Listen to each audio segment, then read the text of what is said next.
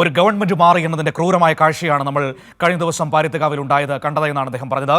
ഇവിടുത്തെ കുടുംബങ്ങൾക്ക് വേണ്ടി മുൻ MLA PV ശ്രീനിജൻ ശക്തമായ ഇടപെടലുകളാണ് നടത്തിയത്. പുനരധിവാസത്തിന്റെ സാധ്യതകൾ കഴിഞ്ഞ സർക്കാർ ആലോചിച്ചിരുന്നു.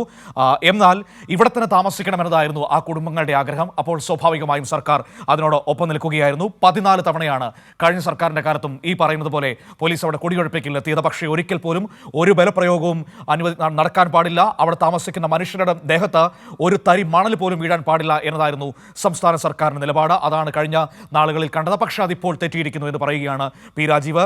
സർവേ നടപടികൾ, ഇതിന്റെ വിവിധ ഭാഗമായിട്ടുള്ള സർവേ നടപടികൾ ആരംഭിച്ചിരുന്നു.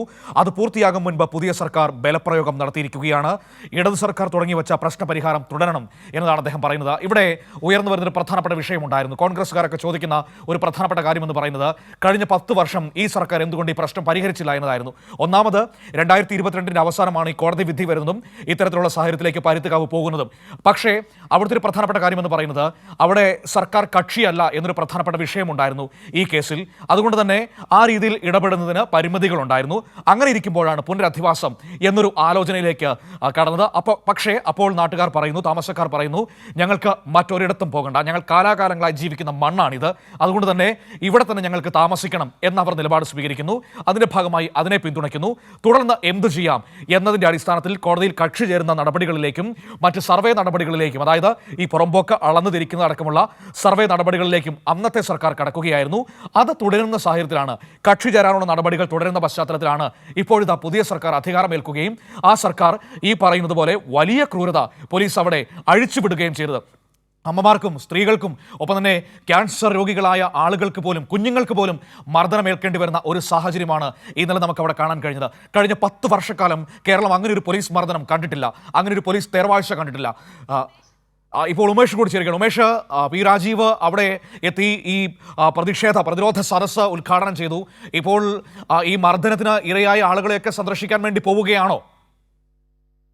അതെ, ഇപ്പോൾ മന്ത്രി പി രാജീവ് അദ്ദേഹം ഇവിടെ എത്തി. അദ്ദേഹം ഈ സംരക്ഷണ കഴിഞ്ഞ ദിവസം ഉണ്ടായ നരനായാട്ടിൽ പ്രതിഷേധിച്ച് CPM-ന്റെയും KSPTU പ്രത്യേക സമിതിയും ചേർന്ന് സംഘടിപ്പിച്ച 1006 നഗർ സംരക്ഷണ സദസ്സ് അത് അദ്ദേഹം ഇപ്പോൾ ഉദ്ഘാടനം ചെയ്തു. അതിനുശേഷം ഇപ്പോൾ ഇന്നലെ പോലീസ് അതിക്രമത്തിന് ഇരയായവരുടെ വീടുകൾ സന്ദർശിക്കുകയാണ്, അവരെ നേരിട്ട് കാണുകയാണ്.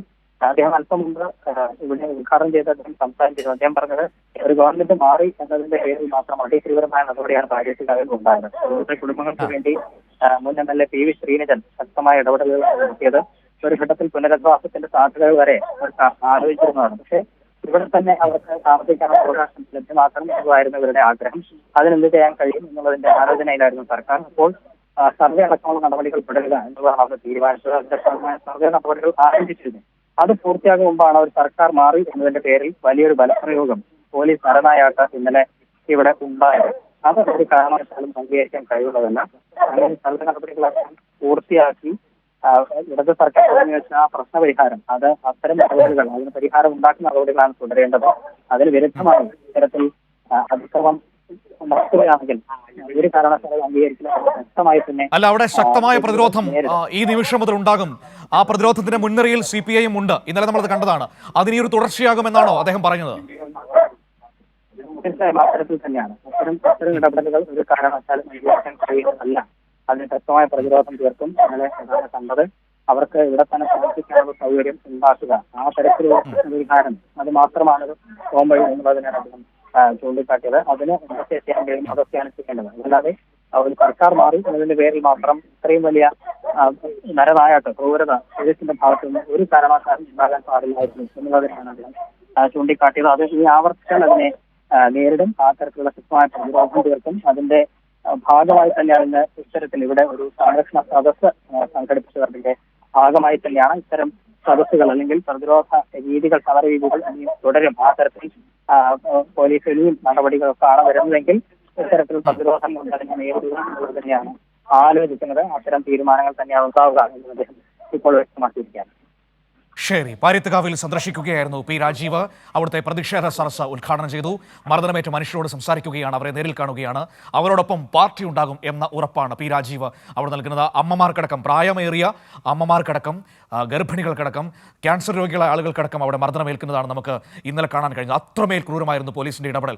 കഴിഞ്ഞ 14 വട്ടവും പോലീസ് അവിടെ വന്നു പോയതാണ്. ഒരു മനുഷ്യന്റെ ദേഹത്ത് ഒരു തരി മണൽ പോലും വീണിട്ടില്ല. പക്ഷേ ഒന്നോർത്ത് നോക്കൂ, ഒരു സർക്കാർ മാറുന്നു, 48 മണിക്കൂർ കഴിയുന്നതേ ഉള്ളൂ, 3-ാം നാളിലേക്ക് കടക്കുന്നതേ ഉള്ളൂ.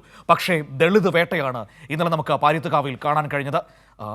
ഏറ്റവും സാധാരണക്കാരായ മനുഷ്യരാണ്. മറ്റു മാർഗങ്ങളില്ലാത്തതുകൊണ്ടാണല്ലോ അവർ പുറമ്പോക്കിൽ താമസിക്കുന്നത്. ആ മനുഷ്യർക്ക് നേരെയാണ് അതിക്രമം അഴിച്ചുവിട്ടത്.